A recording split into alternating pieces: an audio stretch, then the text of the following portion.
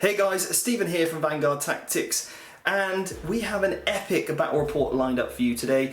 And here at Vanguard Tactics, it is our mission to help you become a better 40k player. So our battle analysis is a completely comprehensive guide for 40k at the most competitive level with some of the top tier lists. So we have the Blood Angels today versus the almighty Iron Hands. Now, this is including the new ITC format mission and also the new Iron Hands release. So that's where the things stand. We've got an epic battle analysis which is going to show you absolutely everything from deployment to each of our turns, summaries, roundups, what we could have done better, how we could improve. We're also going to analyse our lists at the start. We're going to talk you through why we take the secondaries that we do, how we're going to tactically play the mission, our thought process through absolutely every single phase of the game, and then also we're going to round that up with how we could have done things better, how we could change our lists. So all that coming up, and I really hope you enjoy this video. And if you do enjoy this video, please give this a like and also subscribe to this channel. It helps us out absolutely immensely, reach more people, and it helps spread the word of competitive play, but also combining that with great sportsmanship. As you know, it's my mission to help the game both on and off the tabletop. So anyway guys, we're going to jump over to that battle report next. Now, one thing to note is that this was actually filmed the week before the FAQ hit, but it doesn't actually affect this battle report whatsoever. Myself and Mark kind of saw a couple of things coming, and you will enjoy this battle report as it will reflect an Iron Hands build that we will now see going forward in this new era of Iron Hands. Hope you enjoy it.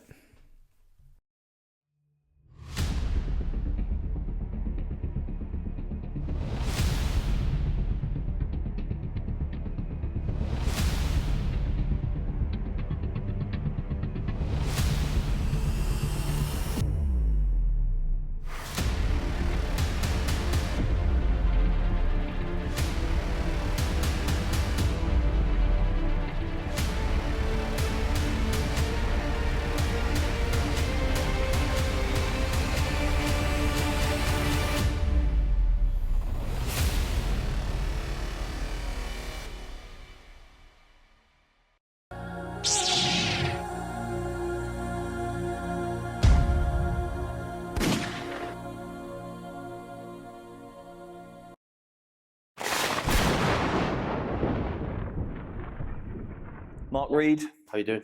you well? All's well. Are you ready for this battle report today? Can't wait to get my hands on the Blood Angels. Yeah? You think you've got it in you? I think that my despicable Iron Hands list that everybody hates might do a bit of damage. We'll see. I mean, it's certainly potent enough. You've got all the right things in there. I've had a look at the list and I was like, look, Mark, you need to tone this down. People don't want to see this horrible stuff. So, but we're going with it anyway. We'll see what's going to happen. So, you ready to wield the almighty Iron Hands that everyone hates? Indeed. You are the enemy in this battle report. I'm the hero. Yeah. I'm the bad guy in this battle report. Anyway, so I'm looking forward to this. So, yeah, it's been a while since we've done that report. It is. Looking forward to it. Obviously, we've been doing the competitive 40k podcast together, so you can check that out on iTunes, Spotify, all that good stuff. And also, you can check out some of the playlists on YouTube as well. Now, we're going to be showing you some really good tactics, hopefully, in this battle report.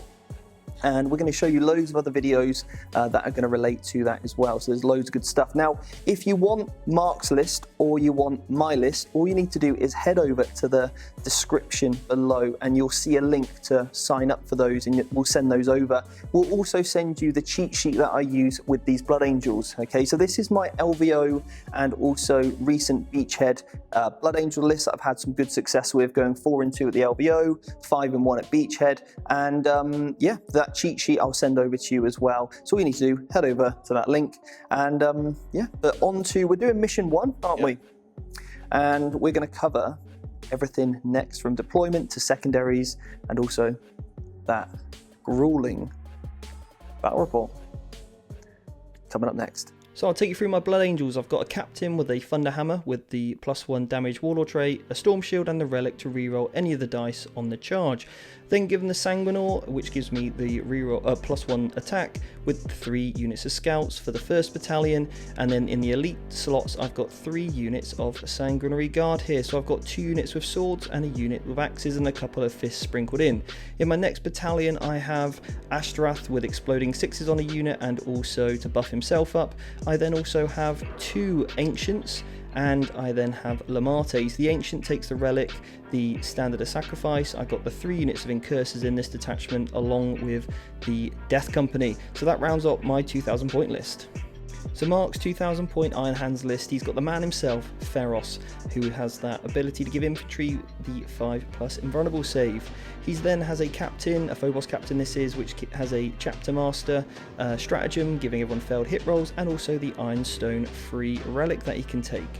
He then has 3 units of intercessors or stalkers, and he has the apothecary, who is the warlord, who gets the 5+ feel no pain warlord trait. He's then also got 2 units of intercessors and a unit of infiltrators, giving a total of 6 units. He has a unit of servitors also in that detachment. He then has a thunderfire cannon and a unit of suppressors in that heavy support detachment. Then we've got another detachment with the repulsor, the Mortis Dreadnought, and also the Deredeo Dreadnought with the Phobos Lieutenant, and also then 3 units of Eliminators in a Spearhead. So he's rocking a battalion and a Spearhead, and that concludes Mark's 2000 point Iron Hands build, which is probably something we'll see now with the changes happening to Iron Hands. So now you had a look at the armies. You can download the lists and all the relics from the link below in the description. So now let's head over to how you can score in the ITC format and the secondaries we're going to take. The ITC format is a fixed 6 battle round game of Warhammer 40k, and there are 2 ways to score in the ITC mission.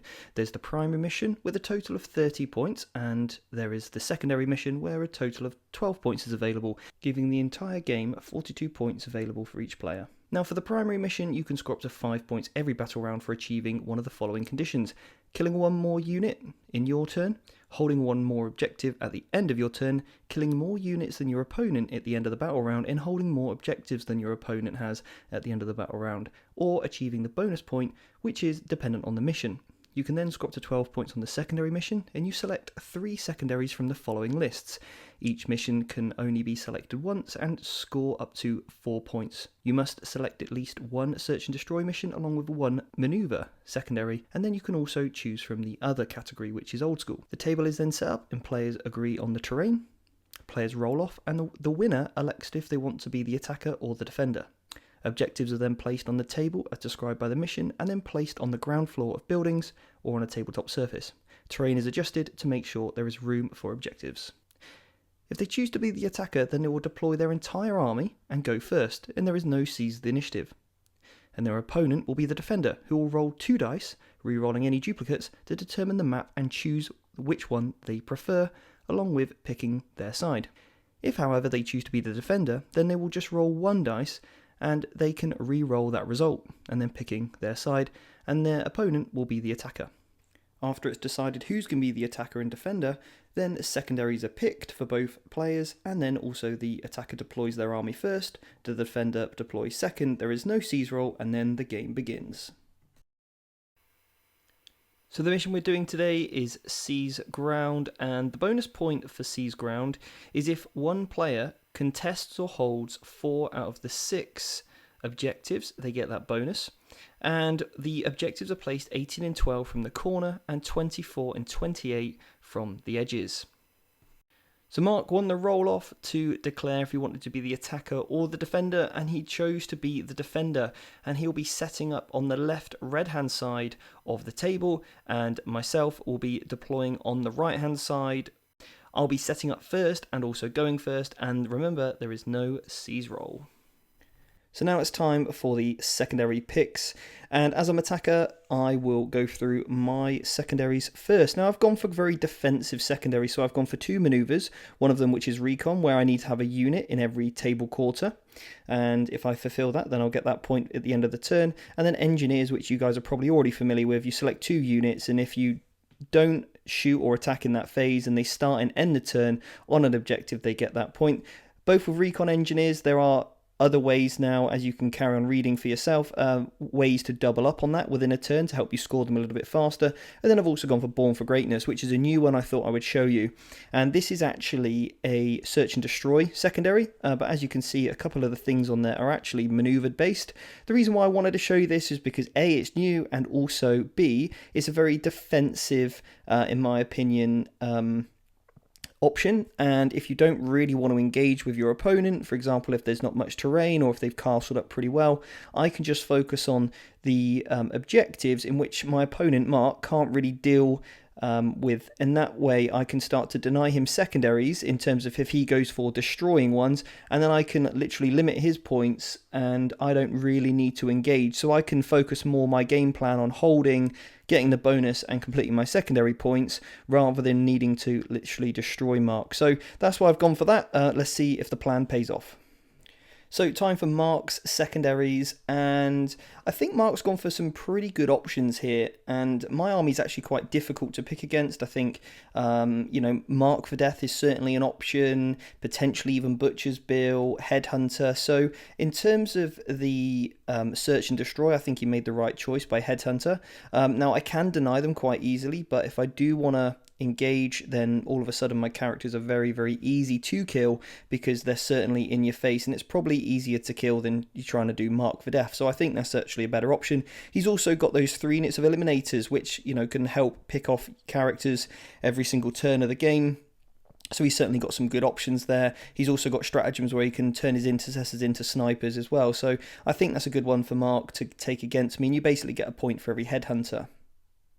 Now this one, the manoeuvre secondary, is probably the hardest one to pick against me because he knows I'm going to control the board. I've got great manoeuvrability and he doesn't really want to come close in that centre where he knows I'm going to be heading. So actually going for behind enemy lines where you can just drop those suppressors in isn't a bad option because, to be honest, I don't really want to try and screen them out. It's not worth it for me. So I think for me, I'm just going to let him have that. And 3 suppressors aren't really going to do that much if he does drop them in. It also means he can't use them to screen me out either, and obviously screening with fly keywords is quite powerful, so he's in a bit of a torn situation there, but I'm sure that getting those victory points will be much better than using them as a screen, and I'm not too worried about zoning them out anyway. So yeah, I think that's a great pick. And then finally, old school, again, you don't really want to be taking any other search and destroys against me. Like I said, Mark for Death's very difficult, and also you don't really want to go for any other maneuver ones either. So going for old school is quite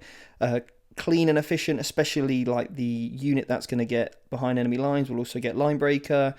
He should get a last strike. His army's quite survivable and he's trying to kill characters. The Kingslayer's one, and he should get a first strike as well. So I think it's a great shout from Mark here. He should get all 4 on that, and I think Mark, if he plays this well, should be able to get all 12 of those secondaries.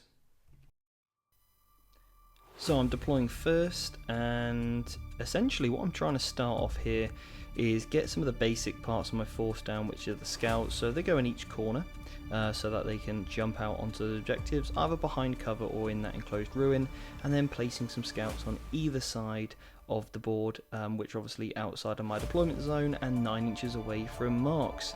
Then what I'm placing down is the Death Company right in the centre of that enclosed ruin, right on the point of my deployment zone, ready for that first turn charge if I want to try and get that off.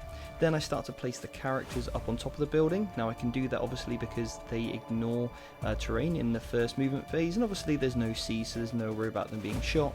Incursors go just in front and also on the top of the building. The Incursors will go down into the building, and the Incursors in the front will probably move forward to grab that front objective, and also screening out any characters, along with the Sanguinary Guard being placed down either side. So that's the deployment.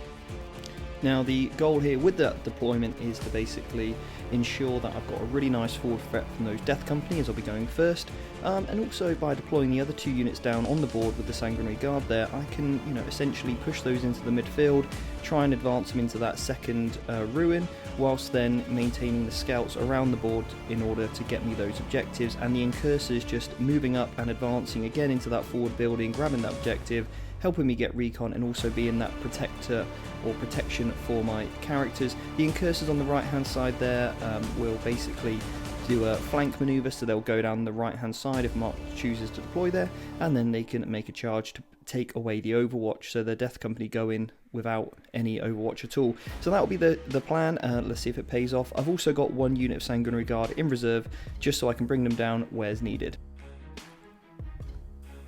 Now, as Mark chose to go second, he can now counter deploy. So what he's gone for here is the side where essentially out of the two corners where there's the minimum amount of terrain, so it will mean he'll get a greater amount of overwatch from his Iron Hands, as he's got some really good stratagems for that. Placing down the larger units first, so the Contemptor and then also the Repulsor wholly within 6 of that, so he's going to get that invulnerable save, and then placing the characters down so that he knows exactly where all those infantry models need to go in order to get their 5-up invulnerable save and also their 5-up feel no pain. So keeping everything interlinked and together, ensuring that it's going to be a much harder job for me to wrap any of these units by keeping them all bunched up in one corner. That's going to prevent hopefully some of those wraps and traps. I'm sure that's what he's thinking, and then also making sure that Thunderfire cannon goes right in that corner so it can't be tagged, as if it does then obviously it won't be able to shoot for any remaining turns. He puts his suppressors in reserve and deep strike so that they can come down probably behind enemy lines to get him those secondary points that he's chosen. And that pretty much concludes his deployment. So everything's within 6 of all those characters, the Apothecary, the Ferios, and also Lieutenant, so they're going to get the rerolls of 1 in that Devastator Doctrine. He's going to get rerolls to 1 to wound from the Lieutenant, and then also all the other buffs and abilities that he needs in order for his army to function. So there is a fair amount of distance there between myself and Mark, so the Sanguinary Guard certainly won't be making it in, and also there's a good distance back from the line in terms of where those incursors are, so it's going to be a very difficult charge, and he's going to really be able to maximise a lot of his overwatch as the Death Company do try and go in if I do decide to spend the 2 CPs and pre-game move with the Fall on Fury stratagem. So we'll see how it pans out, and let's get over to that game.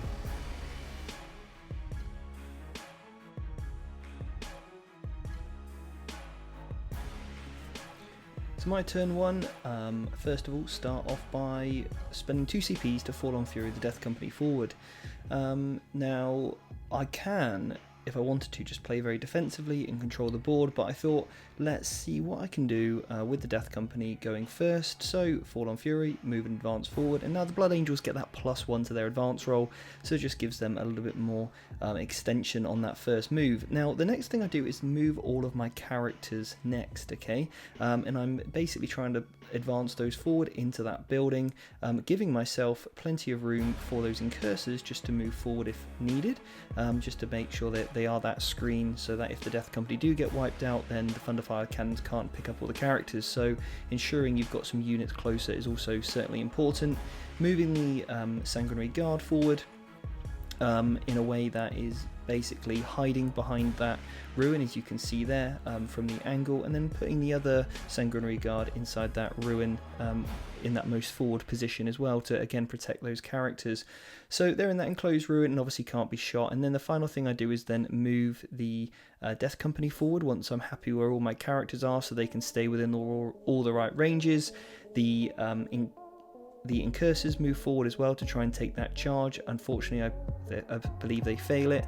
Now, as you can see here, I've deployed the models in such a way to basically ignore as much Overwatch as I possibly can, and I'm stringing the Death Company back 6 inches towards all of my characters so that they can get all the rerolls and buffs in everything that they possibly need from all the different characters back there. So that's the tactic, and I think 2 or 3 of the squads can actually Overwatch that I'm going to declare against. Now, I'm very particular in terms of what I declare against, and the goal for me here is just to literally wipe out as many units as I possibly can, and we'll see kind of how I get on in this stage. So there's a couple of positions where I could go, and just for the camera I'm kind of pointing out some areas where I could put a unit down, where I can then allocate attacks to different squads. So in terms of where they start to join, I can put a model down in tack 2 or 3 units, but then obviously that does increase the amount of Overwatch that I'm going to take, so picking and choosing what that is extremely important. So Mark's just doing his Overwatch first, and then obviously I make my saves and take off a couple of models. Now they are going to stay within their aura range, and that's really important, so having plenty of Death Company models is really important in a Blood Angel army, so you can string back and also have got that movement. So I can go to that position there, And then also, just to show you here, what I'm able to do is just stay outside of an inch of certain units, but then get within others. And then I've got also another position on the other side. So what I'm kind of doing here is just thinking about where do I want to go, and keeping that coherency between all the models, and then within my buffing range, and just to double check that I haven't moved my models too far. And I choose to go around that right hand side in the end, so that means I can put more of those thunder hammers on that one particular side, keeping within 2 inches of coherency, and then literally seeing how many units now I can kill to get the kill and the kill more. Moving the incursors out was a mistake, obviously failing my charge, but that happens. If they could have soaked up the Overwatch, that would have been great, but it doesn't mean now they are stood there and going to be a really easy kill for Mark to get, so I could have probably denied a little bit better there. Now, in terms of my attacks, I try and allocate as best as I possibly can so that I can take out as much and as many units as possible. I think I declare against 2 of the units initially, and I think I take Mark down to 4 out of 5 man on both of those squads, which is slightly unfortunate. Now, because he's got Pharos, he's going to be getting a 5+ invulnerable save and also a 5+ feel no pain with those 2 wounds each. And then we're going to be fighting twice to see what I can do and how many units I can take out in order to try and get a wrap and a trap off. Now, unfortunately, I wasn't able to get a wrap off. Mark played the combat phase really well, removed the right models, and also a couple of things went his way in terms of morale. So he lost a couple of models and other models stayed alive to prevent me from wrapping and trapping. So Mark played that really well. Now, throughout his movement phase, he's just moving those intercessors up to keep his screen nice and tight, also start to put those engineer units out towards that objective, and then obviously creating the bubble with the other models. And then what he's now doing is just basically checking his range, and also all of those auras, keeping that dreadnought within 6 inches of wholly of the repulsor so that he gets that 5+ invulnerable save, and then just doing some sort of little bits of manoeuvring just to make sure that if I was to drop in, I can't get within an inch of certain models, protecting the characters, and then also making sure that all of the units are within 6 inches of all of those characters to ensure they're getting that 5+ invulnerable save and also feel no pain. Blocking out the edges from any sort of deep strike, because I obviously have those Sanguinary Guard in reserve, and making sure obviously you can't drop down in that corner. So he's going to play a pretty cagey one. He's going to use all the shots to clear off the Death Company from the intercessors, and then he can use that repulsor executioner to clear off those those incursors. So yeah, literally just picking up those Death Company very quickly, as there's only a few models there remaining from the combat, and then also using the big executioner to get rid of those incursors. Then he uses the Thunderfire Cannon. He fires twice, clears off 1 unit of scouts in the top right hand corner building. Now he can, at this point Mark's already got the kill more, so Mark could start to clear off another unit of scouts, but by doing that would mean he doesn't have an easy kill for another turn, or maybe even for turn 3, so starts to whittle down the Sanguinary Guard instead, causing a wound. As you can see there, I'm just removing those scouts from the corner of that table. So yeah, Mark played this one really well. Not much else he could do, but he's setting himself up to make sure he's scoring as many points as he possibly can during his turns. So yeah, we'll see what I can do going on into my turn 2. Okay, so the end of battle round 1, the Blood Angels are taking a slight lead, 6-4. Now I did misspeak earlier, and I said Mark got a mark for death. He didn't. He got an old school. He got his first strike. So Mark got the kill more, the hold, and his old school point, and I got the bonus for holding 4 or more objectives, the kill, a hold and hold more, a recon point, and also having the Born for Greatness because my character held an objective outside of my deployment zone. So there it is, end of battle round 1, and the Blood Angels are leading 6-4. Okay, so the Blood Angels turn 2. Now this was a very strategic turn for me, and what I decided to do was push in this turn. Sometimes I would actually wait to go to turn 3, but I felt based on the positioning of Mark's models and the units that were left, now was a great time to push forward. So I moved the 2 units of Sanguinary Guard forward, and then also my characters to make sure that they're giving all of those rerolls. Now one thing I always make sure that I'm doing is ensuring that when my litanies go off for that +2 charge, the characters or the chapel in Lamates is within 6 of the point in which is going to be 9 inches away. So I pre-measure this 9 inches away from where I want to drop in from, and then he can be within 6 inches of that unit, and then ensuring the captain's within 3 because his relic is a 3-inch aura. Now the scouts are just moving forward there to ensure that I get that line breaker point, and I'm now just finished my movement phase. Everything else is staying pretty much still to ensure that I get that recon, and then also bringing down those Sanguinary Guard. Mark decides not to Auspex scan. He doesn't really do much for 2 CPs against those guys. They're going to get that 5 up Feel No Pain as well as saves. And now what I do, there's obviously the 2 units of 5 left, and then 2 single models of 1 left. And there's also the unit of Eliminators. So I put the Sanguinary Guard into the unit of Eliminators, leaving 1 man left. And then the other Sanguinary Guard put their shots into the 5-man unit. So there's a full 5-man unit, and then 2 1-man units there.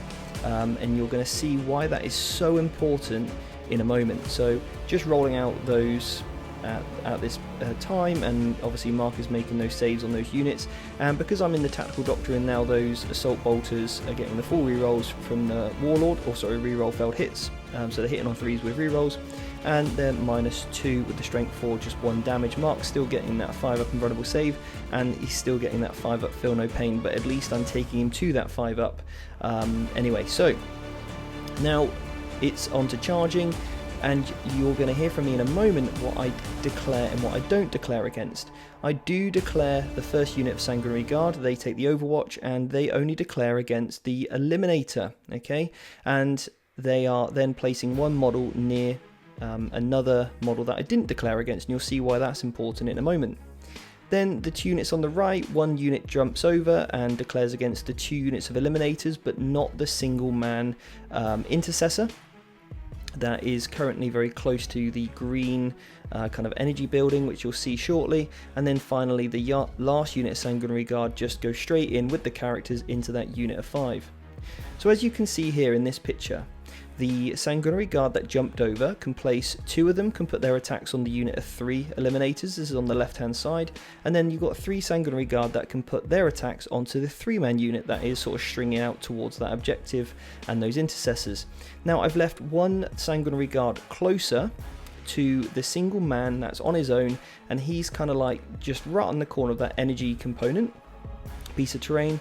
So the priority of phase here has to be that the Sanguinary Guard on the bottom, which have just gone first, they kill that Eliminator they've just are touching, and then they basically consolidate into that model there that they didn't declare against, so that they don't actually have to put their attacks on him, and then they're going to wrap and tri-point that model. The other thing that's going to happen is that then the Sanguinary Guard that charged in can charge and kill the Eliminators.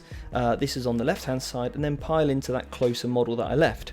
The Sanguinor and the Sanguinary Guard can then attack the 5-man unit, and now I'm going to wrap the single model left, and then basically wrap the other single model left as well once they can do their pile-in and attacks. So at this point, all of the Sanguinary Guard and all of the characters are in some sort of form of combat, which means the only way Mark's going to get out of there is if he can sort of basically punch me out of that. So I'm really putting the pressure on Mark at this point, to see if he can basically get himself out of this tricky situation. But this is where a real skill of the game comes in, and that's really understanding who you declare, why you declare, the priority in which you place your attacks on, who you go first with, and then making sure you consolidate and pile in to the closest enemy model. And you only set that up in the charge phase. You need to be thinking this far ahead in order to get this kind of stuff off.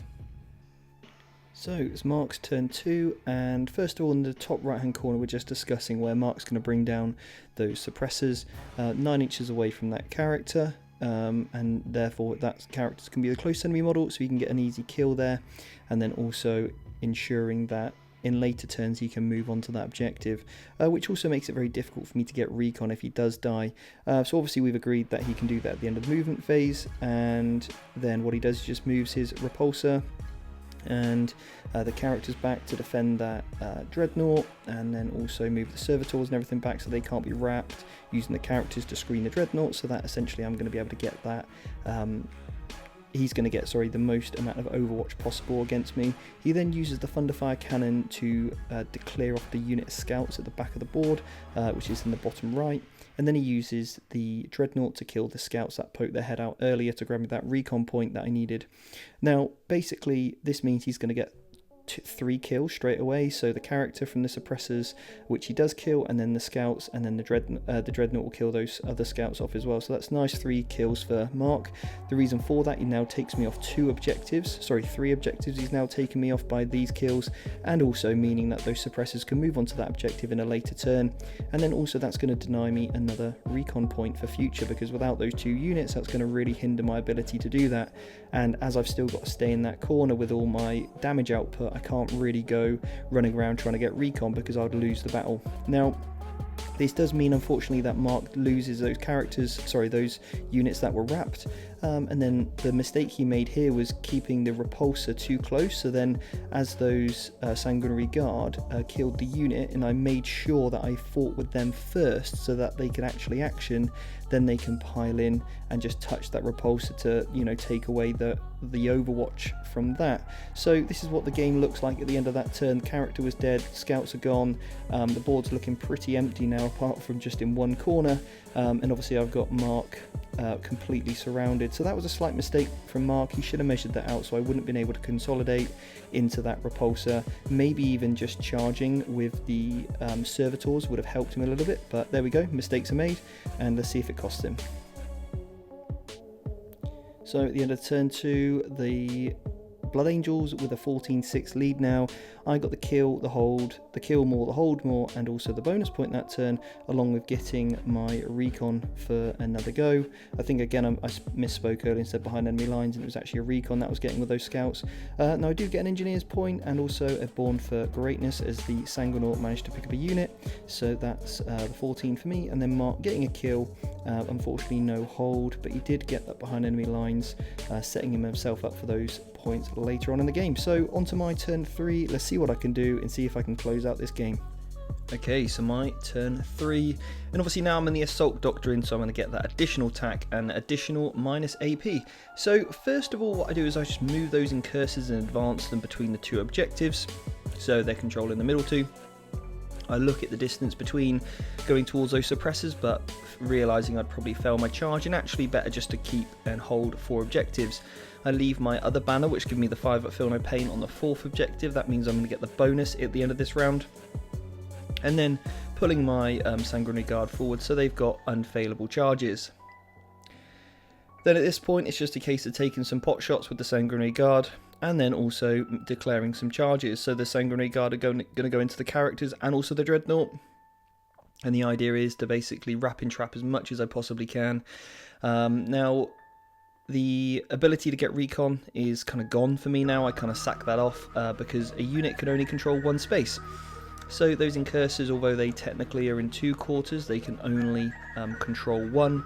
So I kind of leave that be and just focus on killing off the Repulsor Executioner and seeing what else I can do from that side of things. So next up, what happens is I declare all of my attacks from the Sanguinary Guard onto that Repulsor. And then Mark chooses to explode it, and yeah, this is now going to be a problem for me. So there is a stratagem in order to basically explode your vehicle for Iron Hands, which means that everything takes d6 mortal wounds nearby. And essentially what's going to happen next, as you'll see, is an absolute amount of carnage that goes on. So my characters, he takes 3 out of 4 wounds off Lamarte's. He completely kills the Sanguinaut by rolling a 5 because I'd already taken a wound earlier. That is my Born for Legend, so I'm not going to be able to kill anymore. The objective for him this turn was to be able to start and end a turn to get me that 3rd point behind enemy lines, but I'm not going to be able to get that now.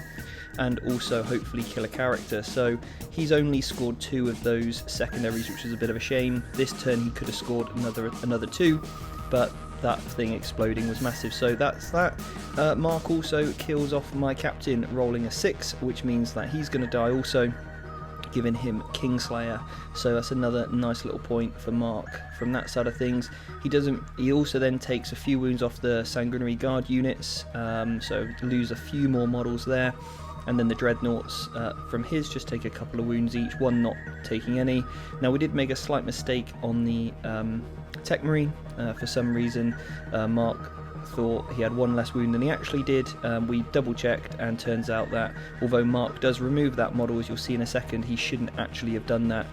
So we put him back on the table after double checking. Now and obviously I was fine with that. I want to play the game as it should be played and should be intended, and then the servitors take a few mortal wounds as well.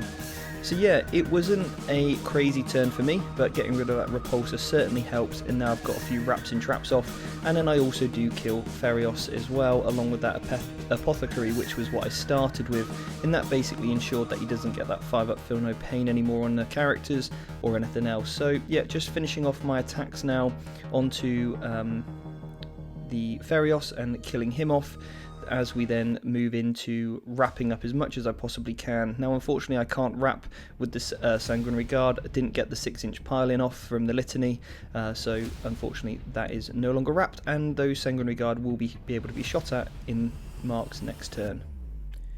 Okay, so it's Mark's turn 3, and basically what Mark is doing here is essentially just making sure that the Thunderfire Cannon is closer to the two characters, Ashtrath and Lamartes, same with the Dreadnought, and also the Tech Marine. So Mark kicks off with the Tech Marine killing Lamartes, as he only has one attack left with his Flamer and Plasma Pistol. The Las Cannons got really unlucky from the Dreadnought, and unluckily didn't kill Ashtrath, so he then had to put the Thunderfire Cannon into him as well, which, if that would have gone a little bit better for Mark, it would have meant that the Thunderfire Cannon could have gone at the remaining 2 Incursors after the Suppressors killed 3, and that would have picked up another kill for Mark, which would have been really quite big in terms of the scoreboard, as you'll see in a little bit. But that is really great for Mark. He's killed 2 characters. Now, the reason why he had to kill Ashtrath in combat, so what he then does is charges in with absolutely everything. The Servitor first, and bases him so he can't heroically intervene, then puts the Dreadnought in, and the Tech Marine, and the Thunderfire Cannon, and finally it's the Thunderfire Cannon that takes off the last wound. And then we've got the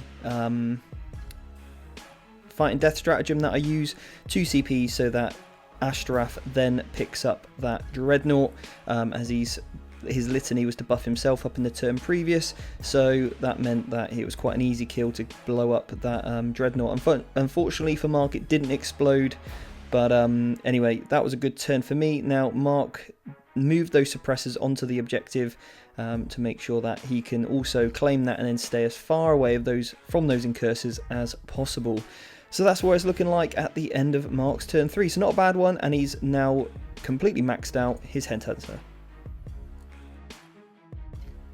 Okay, so the scoreboard at the end of battle round 3, the Blood Angels are in the lead with 21-14. That was a huge turn for Mark, and if things would have gone a little bit better for him, he could have stopped me creeping ahead even more. As I mentioned, if he would have been able to squeeze off and kill those Incursors, then he would have prevented me from getting the kill more, because I killed in that round the Repulsor Execution, the Chapter Master, the Dreadnought, Ferios, and his Apothecary, and he killed the Sanguinor, Lamartes, my captain, and then also Ashtrath. So he killed 4, and that would have been 5, so we're doing 5 apiece. But he did also then get another behind enemy lines. He obviously got his old school because he killed Warlord as well. So a huge turn for Mark getting that kill in the hold, really clawing back some points there.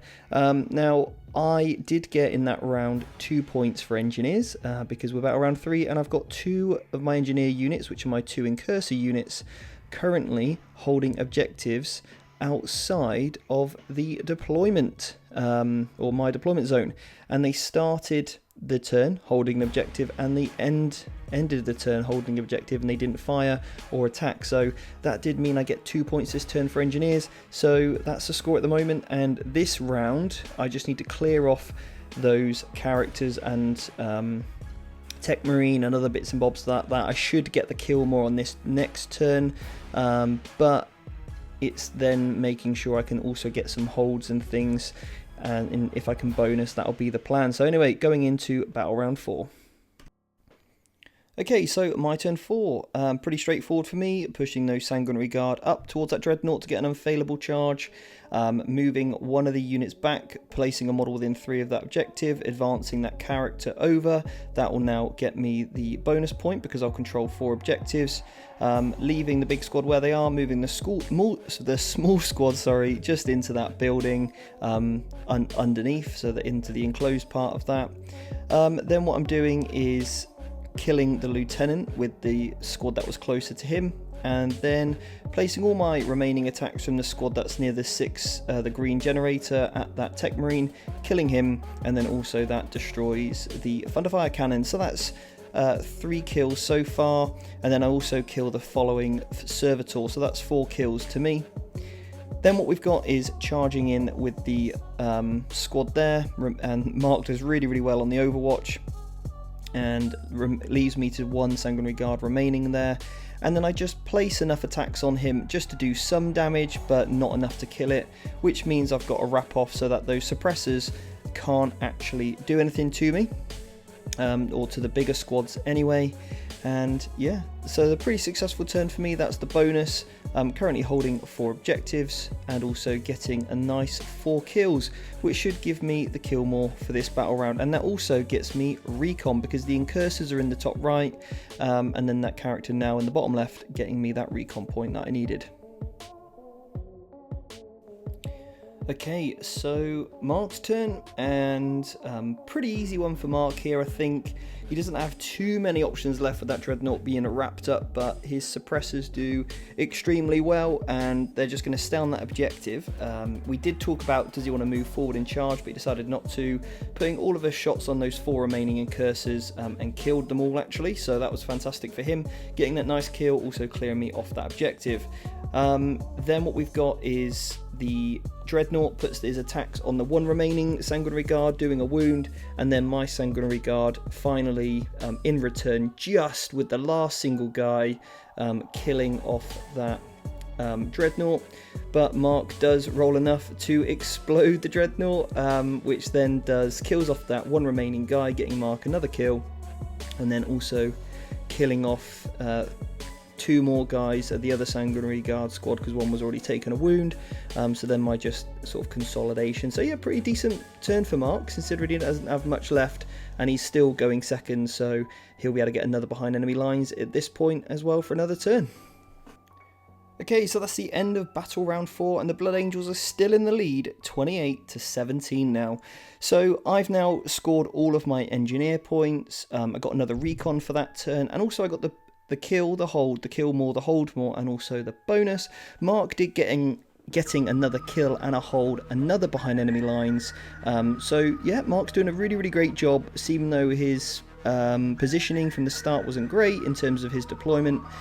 Being forced into that corner, he's still scoring pretty well by the turn 4. So yeah, I mean, it's probably a foregone conclusion that the Blood Angels will win this. I don't think Mark's going to be able to come back from this point onwards, but at this point it's all about squeezing out as many points as you can, so stay tuned to see how Mark does that, and also where we discuss where Mark could have done better in order to improve his odds against the Blood Angels. Okay, so I'm now going to talk you through my turn and my turn 5 and also my turn 6. So the incursors are just moving across to that corner, and then the Sanguinary Guard are going to advance into that building so that they can control. Now that gives me 4 objectives, and then they're basically going to stay there for the next 2 turns. I'm not going to try and kill anything. The suppressors in Mark's turn 5 are going to stay still, just get a hold, and then in his final turn of the game they're going to move forward, and then they'll be able to land into that building and just kill off those 2 remaining incursors to make sure that Mark gets that last kill of the game, maxing out his behind enemy line. So that wraps up the game, guys. I hope you enjoyed it. So let's talk about now where Mark could have done things differently, maybe played better, and for myself as well, how I could have scored potentially more points in any areas I thought I made. Right guys, so over to the final roundup of the score, and then we'll head over to the roundup. So the turn 5 and 6 roundup, as I mentioned, that for literally the entire battle round 6 I stayed still to prevent Mark getting any kills, but that did mean that I did get the hold more bonus in turns 5 and also turn 6, giving me a total of 34 points. Now Mark played a very sort of strategic turn 5 by not killing anything and just getting that hold, then meaning that when he moves onto, and also that behind enemy lines point, and then moving on to kill those last 2 incursors inside the building in turn 6, which gives him his last strike, which is really important, and also that behind enemy lines and a kill more. So Mark finishing on a respectable 24.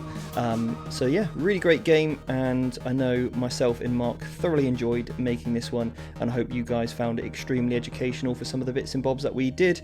So on to our roundup now, what our thoughts are and what we would do differently and what we would change in our list going forward. So Mark, great game. Thank you very much, mate. It was really enjoyable. We had a really good time filming this one anyway. So Mark, review of the game. How do you think it went on the whole? I got to say, it went exactly as I expected. Really? Yeah. Okay. And you might think, oh, you're just saying that. Yeah. I'm not, because I've played Stephen's list previously. Yeah. I've played a connotation of this list, and the game was slightly different because we played like the camera, we weren't filming. Yeah. What happened was that Stephen basically sat collecting points in the mid board. It wouldn't have been a very interesting game for you to watch. Yeah. So we veered away from repeating that. Yeah. But that was a win for Steve. Mm-hmm. So I expected you to come at me. I tried my very best to deploy as efficiently as possible so that I couldn't be wrapped. Yeah. And you did a great job of that. Yeah. I used good every job. trick that I had up my sleeve to stop from that occurring, but it wasn't good enough. Yeah. It was incredible how much those 4 Death Company guys damage they did in your first turn. Yeah. I don't think that going second was a bad choice, because my plan was to shoot you off the objectives. Yeah. So just quickly on the list, before we get into that, this is kind of like a typical Iron Hands net list, isn't it? Sure. That we've seen a lot. You'll come across against a lot, because you've got the strength from the Apothecary for that 5 up Feel No Pain. You've got the 5 up Invulnerable Save on all those intercessors, all the infantry, all the eliminators. They're all benefiting from that. You've obviously got the Repulsor with the Ironstone on. You've got the which obviously takes off 1 damage. You've got the 5 up Feel Invulnerable Save from the Deredeo. Again, you can half damage him. You've then got the character Dreadnought if you want it with the Mortis. So it's a very sort of typical, and obviously the Thunderfire for tremor shells and just fishing out scout units and stuff. So it's a very typical list, and that's what we wanted to show you, is this is a very strong Iron Hands build. And actually the unit of suppressors we're going to come on to, but they're a real kind of utility piece, aren't they? But I really like the list. It has some weaknesses, which we've obviously just shown you. And to be honest, I built my list going to the LVO to play this. And this is actually a very similar list to the one I played at SoCal and the LVO. So I already kind of knew how this game might go anyway, as long as I don't make any mistakes. If I make a mistake in this game, it switches. But as you can see, it was a tremendously bloody game. I think I had a few little smatterings of Sanguinary Guard left, and you literally had just that 1 unit of suppressors. That's it, yeah. And that was it. I mean, everything else was gone. But yeah, let's quickly touch on your deployment. I think you deployed really well. You could have made the mistake, and you nearly did with the eliminators. You thought about it, we discussed it. Yeah. To put them forward, but you didn't. You held them back, which was the right play. So basically, as you'll have witnessed, I put everything in a castle and packed it very tightly, and that's the key to it as well, because you don't want to allow the units to jump over your troops because they've got jetpacks. Yeah. You don't want them to be able to consolidate over the top of your troops, to be able to tag something else and get that wrap and trap. So you've actually got to keep everything, characters as well, it might seem counterintuitive, your armour as well, all in a neatly packed square, and move it up the board together, if you like. Yeah. And because if I'd have put the eliminators on an objective or another objective, it's just a free wrap and trap for Steve. Yeah, exactly that. I didn't take the eliminators with special ability, where the sergeant can allow them to move back 6, because I haven't list tailored at all against Blood Angels. If I'm running 3 sets of eliminators, I want them ideally to be 9 shots a turn, -3 D3 damage. Because you're getting all the re-rolls and all that stuff. Yeah, no, that's fantastic. So I could have put more units with flying to screen. Or more infiltrators to zone me out, to try and list tailor, but I didn't want to do this. I wanted this battle report to be authentic. Your list that you built to kill Iron Hands against a pretty much a standard sort of net list, but a good, decent, strong, reasonable Iron Hands list. Because I think that Iron Hands list does pretty well. You know, out of a 5-game tournament, you could easily win 3 or 4. And basically, if you meet a Blood Angels list like this with a player as good as Stephen, you just shrug it off and go, "That's a bad matchup. Never mind." I've got to be honest with you. That's the mentality I'd take. The mindset you have to have, and you actually did really well because you ended up scoring a lot of points. When you're in a tournament, you know the game's not going your way. Don't let it get you down. Just focus on what you need to do, and that's get points to get you up the tournament ranking. So you played it really well. The reason why we didn't go for like the sort of Warhammer list that has been sort of coined with the Leviathan that can pass off all the wounds, to be honest, we're not sure if it's going to get a nerf. I would love it if GW said, look, infantry can only pass on the wounds from characters, so vehicles can't pass off their wounds. It seems a bit silly that an intercessor can be kind of jumping away in the front of a big dreadnought. So we also didn't run the chaplain dreads because we don't know in the future what's going to happen with them. They might get legends and all that kind of stuff. So we decided to run a list that will stand the test of time. Okay, so that's kind of what we've gone for. And anyway, I think you played it well, you got loads of points, you chose the right secondaries, you nearly fell for the trap for engineers. Did, yep. But after, again, like a quick console, and you were asking me certain things, and I think you realised that actually I'm going to be coming at you, and I'm going to be leaving my backfield alone, and just that drop in of the suppressors, they got you 4 line breaker points, because that's now changed in the ITC. You just need to get it at the end of your turn, rather than the beginning and start of your turn. So that got you 4 points, and because you were going second, old school was also the right choice, because you got the, that's all right, because you also got the last kill of the game, you got line breaker, and you're probably going to get first strike as well. You got the thunder fire to easily pick up a squad of scouts, so that was definitely the right pick. It's rare that secondary was going to come off as well as it did. I was lucky to get Warlord. Obviously, I got Warlord with the explosion. It was a gamble as well, because I thought, how much of my own troops am I going to kill? The plan was, for me, I've got a Thunderfire cannon, I've got suppressors coming in, I've got some shooting, I'm going to focus fire on everything that's on objective, try and stop Steve getting the bonus, ideally stop him getting hold more if possible, going to be difficult though. Using the 2CP to fire twice for the Thunderfire cannon, and I thought that pretty much if I brought the suppressors down in Stephen's deployment zone, they pretty much get left alone, and I could stand and shoot, and they're so potent, especially with the reroll ones and that sort of thing, that they can take out intercessors, can certainly take out scouts, and it paid dividends, luckily, in this scenario. But I was hoping to hold you off with the Sangria Guard, maybe avoid a wrap, which I did very luckily in the first turn with a dodgy morale roll. You certainly slipped out of that one.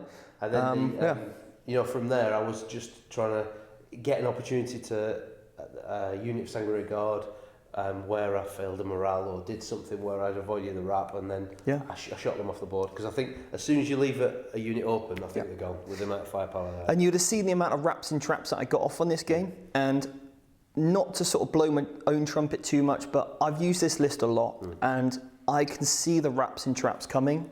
I can really understand, when I'm looking at the table, I'm constantly planning a turn or two ahead. I'm watching Mark move his models, and I'm already thinking, okay, I can wrap that, put all my attacks there, allocate this here, piling, consolidate there. So when I move over, there's so much going on that actually allows for this whole kind of I think it's the most beautiful part of my game is actually that whole element where you're like, well, I got nothing to shoot. I got nothing to shoot. And when you're saying that to me as a shooting list, I'm like, winner. Doing your job well. Yeah, and to be honest, this was my game to lose, because before we actually threw any dice down, we worked it out. If Mark goes headhunter, And you nearly made the mistake for going mark for death, didn't you? Did, yeah. Which is a bit of a trap against me because I'm so durable. If you went headhunter, mark for death, that's 8 points you're never going to get, potentially, because I can just hide all game. And I'm just going to make sure I get the hold more, and a bonus. I do not need to kill a single unit of marks. And then in return, I can get the Born to be a Legend. I can get 2 points for that, easy. And then I can also get the stop you getting line breaker and stuff. Maybe ground control. Yeah, I can stop you getting Kingslayer. Yeah, I can literally, we worked it out that even if Mark gets a kill more and a hold, I get hold more and a bonus. So then it comes down to secondaries and I win that game. And I can just sit behind cover. Yeah, we had a couple of enclosed ruins, but they could have been L's and it would have made no difference. Because you're constantly worried about the threat and I can just sit there, just twiddling my thumbs. But that takes real patience. And it's something we teach on the mentorship, is all about understanding the game tempo, when to attack, when to defend. And hopefully, guys, you really enjoyed this one and you saw some of the more tactics into what you can do. And please use this, whether you're, Gene Stealer Cult, your White Scars, your Space Wolves, they'll be getting a huge boost soon when their stuff comes out. Gene Stealer Cult, did I say, or Gene Stealers like from NIDS and things. So any combat-based army, use this stuff and the Iron Hands player will be forced to have to come out of their deployment zone, yeah? Which is, you don't want to be there, do you? No, I don't. I want to stay in the castle, move it gently up the board, control some objectives at that point, and just keep those firing lanes open. And then I didn't get a single chance to shoot any secondary guard, I don't think. Well, maybe I did, but with 3 suppressors and then 1 dreadnought. But I really wanted to try and kill the characters so I could get as many points as possible. Yeah. So my ethos was, I'm going to go down fighting. The later turns I could see that there was no way for me to win it. In fact, I'd say probably from about turn 2. But I wanted to make a game of it and I wanted to get as many points as possible. Yeah. Because we're recreating a tournament atmosphere, because I want to try and finish that tournament, even if it's with a loss, with as many points as And I can't remember if you finished on 24 or 22. I can't remember. 22, I think it was. Yeah, I can't remember off the top of my head there, but you did fantastically well to get that many points against me, to be honest. I wasn't expecting you to get that many. You played really well on the secondaries and you really played the mission, although you were up against it, and you were just kind of letting me destroy you in a way, but you were slowing me down as much as you could so the suppressors could score points and get you up that ranking. But that's the thing, guys. Look, I am the kind of rock to Mark scissors in this example, and it was my game to lose, and I played it well. I didn't really make any mistakes that I can think of. A couple of bits and bobs you could do differently, but nothing that's going to change the outcome. So hopefully you guys enjoyed this video. I definitely enjoyed watching the Iron Hands get smashed. Who doesn't? I was the Lex Luthor to your Batman. Yeah. Superman, should I say. That's it. So, guys, if you want those lists, check out in the description below. Comment, let us know what you think, and if you haven't done so, please subscribe to the channel. We'd really, really appreciate it. Every subscribe we can get takes us a little bit closer to that 10,000 mark at this point. And who knows who might be watching, but yeah. Guys, would really appreciate that. And if you're interested in our mentorship program and you want to take your game to that next level, then again, all the links are below. See what it's all about, see what the fuss is, and see if it will actually help you improve your game with some of this stuff that we go over in a lot more detail. You get a new module every single month, packed full of tactical advanced videos, lectures, lessons, seminars. There's cheat sheets, there's handouts, everything to keep you accountable to make sure that you're constantly improving your game. And not only that, be part of a great like-minded community. So all the links are below. One last thing, thank you so much for Foreground for this fantastic terrain as you've seen. So go check out them for all of their terrain options that they have. Again, all the links below, and all of our regular supporters and sponsors. So thank you so much, everyone. And we'll see you on another video from Vanguard Tactics. Cheers, guys. See you next time. See you later. So as promised, how I would change my Blood Angel list, and actually after we recorded this one, I won the Greetings GT, which you can check out on one of the videos below, and also won the RTT. Now, what that allowed me to do was tweak the list for 1750, which is the list you see here in this picture. I swapped out the incursors for more scouts, just to save some points. I dropped the other ancient that I sometimes take the relic for the +2 move, but I don't really need it, so I've dropped him and just kept the 5-up feel no pain. And then I also dropped the Smash Captain to a Fist Captain in this list. And then I realised actually I don't even really use the Fist Captain, so I've dropped him out for just a Jump Pack Priest to give me the +1 strength to make the list a little bit cheaper, keeping the 6 units of Scouts, adding more Death Company in. I've also added a unit of Vanguard Veterans and also some more Death Company with Thunderhammers. So if you want to check out my new list as well, then all the links are below. So once you download this list, you also then get access to my new one, and you can kind of see how this evolved over time in order to be a little bit more effective and more efficient. And you can also check out how I'm getting on the Competitive 40k podcast. So that's how I would change my list. And then in regards to Mark's list, there's not really too much to change. It's a really nice, well-balanced list. Maybe you could add in some more units of suppressors, perhaps drop that Dreadnought now, as he's not going to be quite so durable.